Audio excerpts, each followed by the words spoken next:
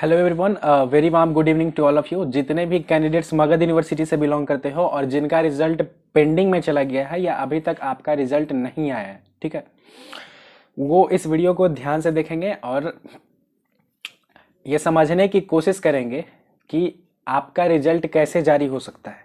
ठीक है, तो चलिए वीडियो को स्टार्ट करते हैं। सबसे पहले आप ये समझ लें कि बहुत सारे बच्चे ऑलरेडी मगध यूनिवर्सिटी जाके पूछ चुके हैं कि हमारा रिजल्ट पेंडिंग में क्यों है, क्योंकि बच्चों को अलग अलग तरह का काम है। किन्हीं को मास्टर्स में एडमिशन लेना है, तो किन्हीं को किसी पर्टिकुलर नौकरी के लिए चाहिए, ठीक है, तुरंत डिग्री चाहिए, या जो भी है उन्हें सर्टिफिकेट की ज़रूरत है, ठीक है, तरह तरह के इंस्टीट्यूट्स में एडमिशन लेने के लिए। तो लोग एक तरह से मेंटल प्रेशर से गुजर रहे हैं, स्ट्रेस से गुजर रहे हैं कि अभी तक उनका रिजल्ट नहीं आया है। और जितने भी बच्चे मगध यूनिवर्सिटी जाकर ये पूछ रहे हैं कि उनका रिजल्ट क्यों नहीं आया है, उनके बहाने बड़े अजीब होते हैं। जैसे एक पार्टिकुलर बच्चा मुझे बता रहा था कुछ दिनों पहले, ठीक है, कि जैसे ही हम यूनिवर्सिटी पहुंचे और हमने पूछा कि भाई हम लोग का रिजल्ट पेंडिंग में क्यों है, तो वो कहते हैं कि तुम फेल हो गए हो। टीआर के थ्रू कॉलेज में ये रिपोर्ट कर दिया जाएगा, यानी टेबुलेशन रजिस्टर एक होता है, उसके थ्रू कॉलेज में ये रिपोर्ट कर दिया जाएगा कि पेंडिंग वालों का क्या हुआ, तुम फेल हो गए हो, इसीलिए तुम्हारा जो है कि रिजल्ट नहीं आया है। तो कुछ बच्चे, 2-3 बच्चे जाते हैं ग्रुप में, तो वो पूछते हैं, तो वो कहते हैं कि 15 फरवरी तक आने की संभावना है। जिनका पेंडिंग में है उनका 15 फरवरी तक आने की पूरी संभावना है। तो 15 फरवरी तक आप लोग इंतजार कर लीजिए और जो है कि आपका रिजल्ट आ जाएगा। तो कुछ दिनों पहले वो 5 फरवरी कर रहे थे, अब 10 फरवरी कह रहे थे थोड़े दिनों पहले, और अब कह रहे हैं कि 15 फरवरी तक आने की पूरी संभावना है। तो वहीं कुछ बच्चे जाते हैं तो कहते हैं कि तुम फेल हुए हो। कुछ का कहते हैं कि तुम्हारा पेंडिंग में इसलिए क्योंकि तुमने कुछ गलत, क्या कहते हैं, गलत फील कर दिया होगा OMR सीट वगैरह में। तो तरह तरह का इनका बहाना रहता है, ठीक है। और हाल ऐसा है कि साइंस स्ट्रीम से हो, आप कॉमर्स स्ट्रीम से हो, चाहे आर्ट्स स्ट्रीम से हो, ठीक है, तकरीबन 60% बच्चों का रिजल्ट अभी पेंडिंग में है। ऐसा नहीं है कि मतलब ये रेशियो मतलब एक समान है। किसी कॉलेज का 70% रिजल्ट आ चुका है, तो किसी कॉलेज का 10% बच्चों का रिजल्ट ही वेबसाइट पे शो हो रहा है, 90% बच्चों का रिजल्ट अटका हुआ है। तो अलग अलग कॉलेज का जो रिजल्ट रेशियो है ना, वो भी अलग अलग रखा गया है। बस रिजल्ट आया है, लेकिन मैक्सिमम बच्चों का रिजल्ट पेंडिंग में है। अब बच्चे परेशान हो रहे हैं, ठीक है, और वो बारी बारी से यूनिवर्सिटी पहुंच भी रहे हैं, यूनिवर्सिटी पहुंचकर पूछ भी रहे हैं। लेकिन आप जानते हैं कि हम लोगों ने पिछले बार जो यूनिवर्सिटी के सामने अपनी मांग रखी थी कि रिजल्ट पे डेट ऑफ पब्लिकेशन 31 दिसंबर 2020 होना चाहिए, क्योंकि बहुत सारे कैंडिडेट्स SSC CGL के थे और बहुत सारे SBI PO के थे। तो 31 दिसंबर 2020 का जो हमने मांग रखा था वो पूरा हुआ। वो पूरा इसलिए हुआ क्योंकि हमने वहाँ पे एकता दिखाई, हम भीड़ जुटाने में समर्थ रहे।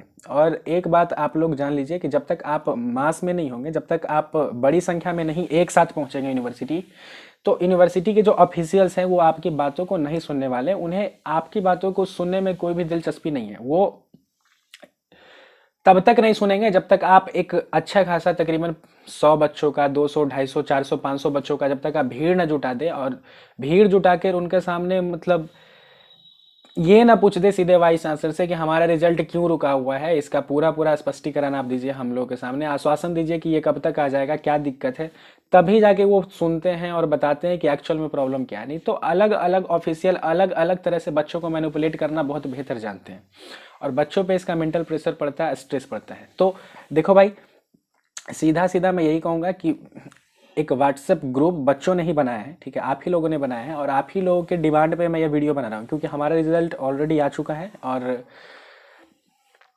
फर्दर प्रोसेसिंग चालू है, ठीक है, जो भी अपना स्टडी वगैरह का होता है। तो आप ही लोगों ने इस ग्रुप को क्रिएट किया है, और मैं चाहता हूँ कि इस व्हाट्सएप ग्रुप में अधिक से अधिक बच्चे जुड़े। डिस्क्रिप्शन में मैं इसका लिंक दे दूंगा, ठीक है, नीचे आप इस व्हाट्सएप ग्रुप से जुड़िए। और कल के दिन, ठीक है, कल के दिन यानी 11 फरवरी को आप सब एक साथ 12 बजे से पहले यूनिवर्सिटी पहुंचे, मगध यूनिवर्सिटी बोधगया। अगर आप पटना या आसपास एरिया में रहते हैं तो आप आराम से पहुंच सकते हैं, ठीक है, और गया जहानाबाद में रहते हैं तब तो आप और भी आराम से पहुंच सकते हैं। किसी भी हाल में आप अगर चाहते हैं कि आपकी बातें सुनी जाए, ये पता चले कि क्यों रिजल्ट नहीं आ रहा है या इसके पीछे एक्चुअल कारण क्या है, तो आप एक बार मास में आप वहाँ पे जाकर पूछिए, देखिए आपकी बातें जरूर सुनी जाएंगी, और जो भी वैलिड रीजन होगा ना वो आपको जरूर बताएंगे।